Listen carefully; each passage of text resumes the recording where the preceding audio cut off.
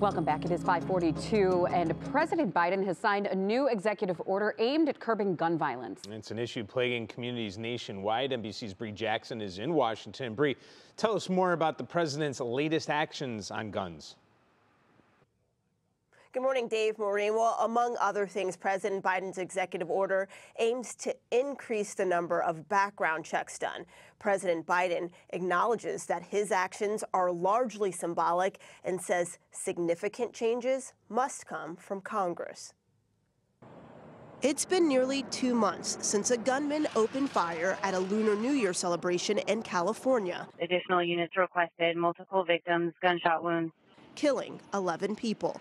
President Biden honored those victims Tuesday and unveiled his latest effort to keep Americans safe. They'll accelerate and intensify this work to save more lives more quickly. The president signed an executive order. It directs the attorney general to move the U.S. as close to universal background checks as possible without additional legislation.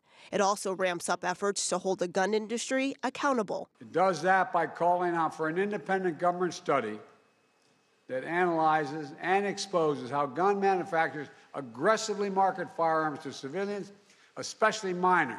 Gun safety advocates praise the president's actions while stressing there's still more work to do. Is this as much as I would like to see? No, but this is a lot more than any previous president has done on this issue, especially, with a divided Congress. Republicans argue legislation won't solve the problem and point to gun violence in California, a state with some of the strictest gun laws in the country. What he calls universal background checks wouldn't have stopped a mass public shooting in this century. According to the Gun Violence Archives, there have been 110 mass shootings in the U.S. so far this year.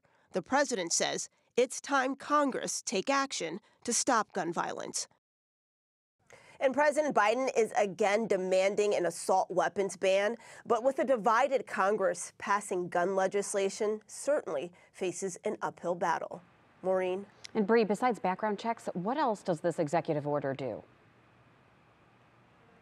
In addition, the executive order would improve services for gun violence victims and increases awareness of red flag laws. It also promotes the safe storage of weapons.